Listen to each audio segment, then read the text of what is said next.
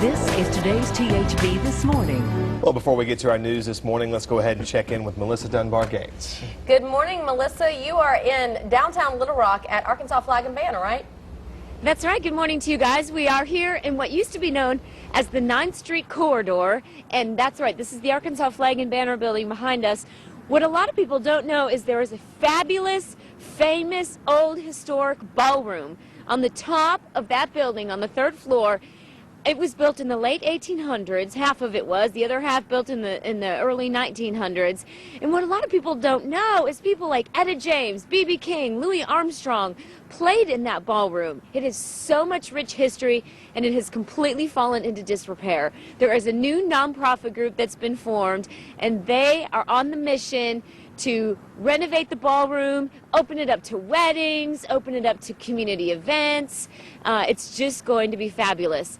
2010 is their year of fundraising, 2011 is their year of renovations, and then 2012 is their goal year to open this brand new ballroom. So we're really excited to bring this story to you this morning. We took a tour, and they have a lot of work to do, but it's really going to be fabulous, and it's really exciting. So coming up in just a few minutes, we're going to have the story of what is called the Dreamland Ballroom. Coming up, Melissa Dunbar Gates joins us live. She's talking about the effort to renovate an historical Arkansas ballroom in downtown Little Rock. We're back right after this.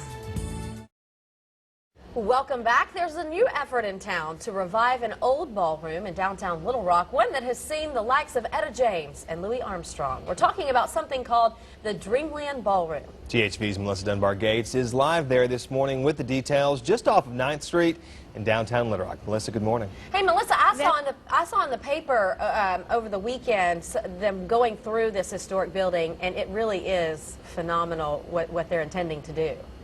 Yeah, it's amazing just all the plaster, all the original plaster that's still in place, and how they're going to replicate the exact. She doesn't want to change a thing. It's going to be exactly as it was.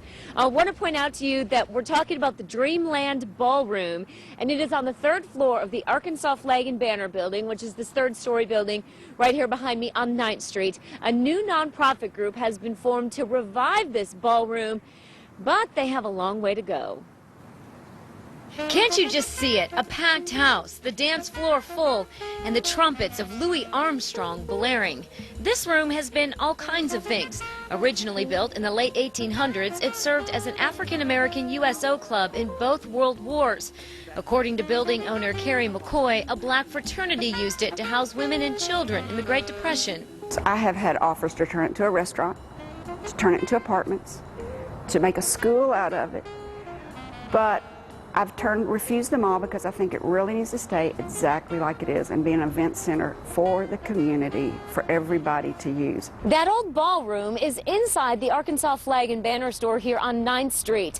According to McCoy, this whole 9th Street corridor used to be known as Little Rock's Little Harlem. She said this street was just lined with African-American owned businesses on one side and homes on the other side. And it is inside that old ballroom where the African-American entertainers came to play. A lot of the entertainers would perform over at the Robinson Auditorium for the white people, then come over here to stay in the hotel that was Honeycutt Hotel that was right next door, and come up here to the Dreamland Ballroom and jam all night long. The old pictures make wonderful keepsakes of a time long gone. This is that 9th Street corridor looking east. This is how McCoy wants the exterior to look when she's done. See the balconies on the left? I don't want to do one single thing to it except for get it safe and secure and get an elevator up here. I want it to look exactly like it does. McCoy's nonprofit group needs more than $1 million for the renovation. For a price, you can have your name put on one of the box seats above the stage, or have your name put on the stage or the balcony in the back, and be a part of bringing the music and dancing back to the Dreamland Ballroom. All right, back here live now in downtown Little Rock here on 9th Street with the Dreamland Ballroom there behind us on the 3rd floor.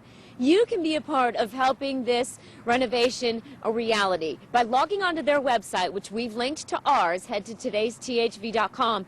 You can buy a brick that will actually be a part of the new sidewalk that will lead to the ballroom, and your name will be engraved on your brick. So it'll be a permanent fixture there in history in front of this new ballroom. Back to you guys. Melissa, I've been inside that building, and it really is beautiful. Now Kerry owns Arkansas Flag and Banner that will remain there in the bottom 2 floors, right? That's right. She'll keep that on the first floor where the retail space is, and the second floor are her offices, which will remain, and then the ballroom on the 3rd floor. That's right. All right, Melissa Dunbar Gates live this morning in downtown Little Rock. Thanks. Sure. You know, at the Mosaic Templars, just down the street there at the corner of 9th and Broadway, there's a great photo essay of what was once known as Little Harlem in downtown Little Rock when they reopened it following the fire and the reconstruction there. That's one of the features they have there about the old history of 9th Street. It was neat that Melissa showed some of those old pictures Yeah. in her package there. So it'll be fun to watch that be reinvigorated there in downtown Little Rock.